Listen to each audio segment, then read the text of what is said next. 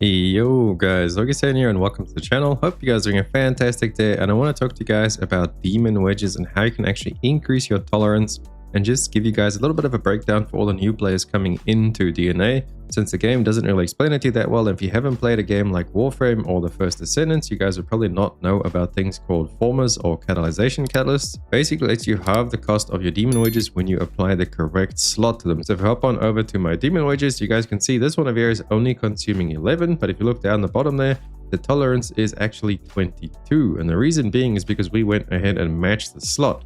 Now, how you match the slot is just click this in the middle, adjust slot track, and then you have to choose which slot you actually want to go ahead and adjust. You see this one is costing 24, so I kind of want to adjust this one. I click on there and you can see the symbol of that mod is actually this O symbol over here. So we click the O symbol and then we go confirm that it will use one of these track shift modules. Now, if you click on the track shift module itself, you can see I actually have 4 of them, so I do have quite a few of them. And then where you can actually get these is you can buy them from a couple of the in-game shops. So you can see this one. I'm not sure what this currency is yet, but there's a lot of different shops where you can buy different demon wedges. Even if you come over to the bustling marketplace, there is quite a few places you have, for example, for fishing. If you go out and fish, you can get one for the weapon. And then the track shift model, this one is the same thing, but for the character, the weapon one, they're basically the same thing. It's just either one for weapon or one for your actual characters. So there's one from fishing, and then there's also just a couple other places you can get them as well. But what you can also do is if you go back there, you can also forge them. So if you have a look over this, you can actually craft these in game, and it uses these little box things. These you get quite often when you open secret letters, or you can also just get them as a random drop in a mission. I'm pretty sure I've seen them drop before. And then you need the gold sand over there and also the repulsive crystal. And then obviously you need a bunch of these creeping tendrils. And these you can also forge. You don't have to go ahead and get those. You just click on those, you go forge, and you can see there that's what you need to forge them. So basically what you're gonna have to do is farm up a ton of these lunar mementos, because that's what you actually end up getting bottlenecked on. You can see I have way more of the other materials than what I do of those, because you also end up using these 2 materials to craft some of the weapons in the game. So yeah, you're gonna need a lot of these coins, so farm up those coins.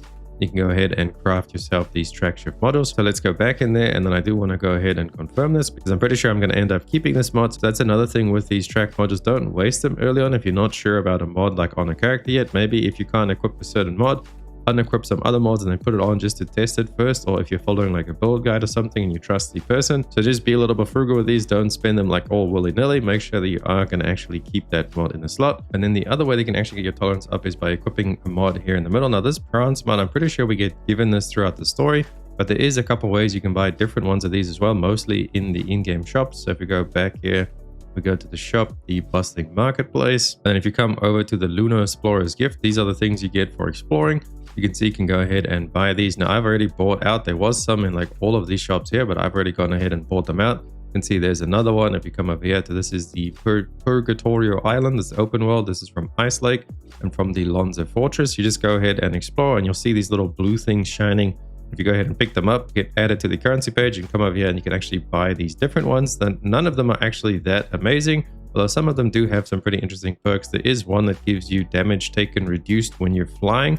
So that could be really good for Psyche to use as her mod. But for now, I'm just using this bronze one, and I'm pretty sure this one was given to us through the story to kind of like show you that this exists once you unlock this, or maybe once you get your trial level to a certain point.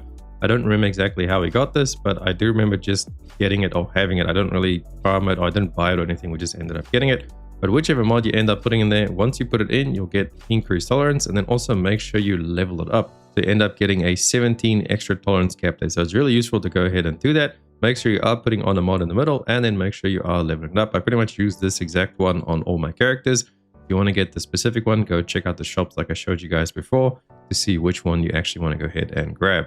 And then how to unlock more slots on your demon wedges is by actually just ascending your character. You can see that if we ascend it there, our demon wedge slot is going to increase. And then I believe by getting to 70, you also increase how many you can have equipped in total. That might actually be from like the trial level rewards.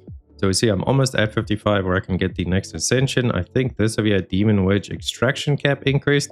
That might have to do with the tolerance as well, but I've definitely seen people with level 70 characters actually having like 107 versus my, what have we got now, like 97. So they do end up getting like 10 extra tolerance.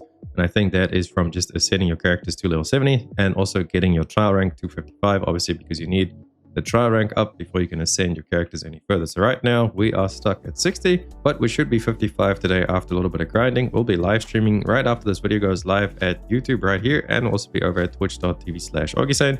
Dropping by, I'd love to see you guys there. And you can also come ask me questions live. I'm happy to answer them and help you guys out. But that's pretty much all I can think of about demon wedges and how you guys can get your tolerance up. So there is the video. I've seen a ton of comments on all of my build videos. How do you get your tolerance up? There you guys go. Hopefully it helps you out. If it does, please drop a like and sub the channel. It helps me out a lot. And I will catch you guys all in the next one. Augiesaint out. Run free and dive into the sky. Hear the